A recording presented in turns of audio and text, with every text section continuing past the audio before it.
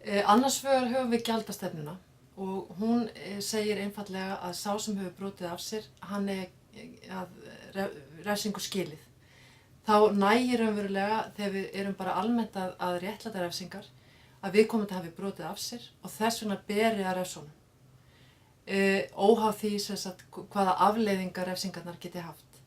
En það eitt að svara því hvort að viðkomandi eigi refsingu skilið og annars vegar að ákveða svo hversu mikla refsingu hann eigi skilið.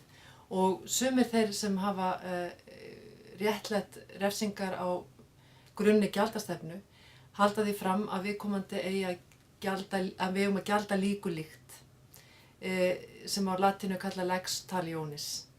Þannig að ef við höfum drepið manneskju, þá eigum við að gjalda með líf okkar.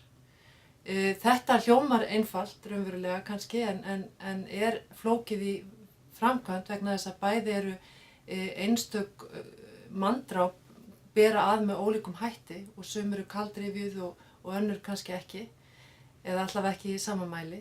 Og eins það náttúrulega líka mjög flókið þegar við erum að hugsa aðra mjög kannski jafnvel hrottalega glæpi eins og nauðganir og líkamsárásir. Að hvernig eigum við þá að gjalda líku líkt í þeim tilfellum. Nú þetta önnur rökin fyrir dauðarefsingum, það sem sagt á grunni gjaldastefnunar. Hin eru byggð á fælingastefnu.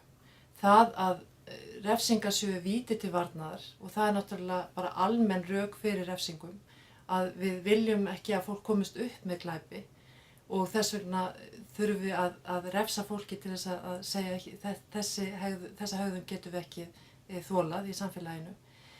En síðan það sem sagt að ef við höfum þá þyngri refsingar eins og til dæmis dauðarefsing óneitanlega hún þyngsta refsing sem við getum hugsað okkur vegna þess að hún ekki aftur tekin, það ekki hægt að koma eitthvað frekar í ljós síðar, það ekki hægt að taka hana tilbaka.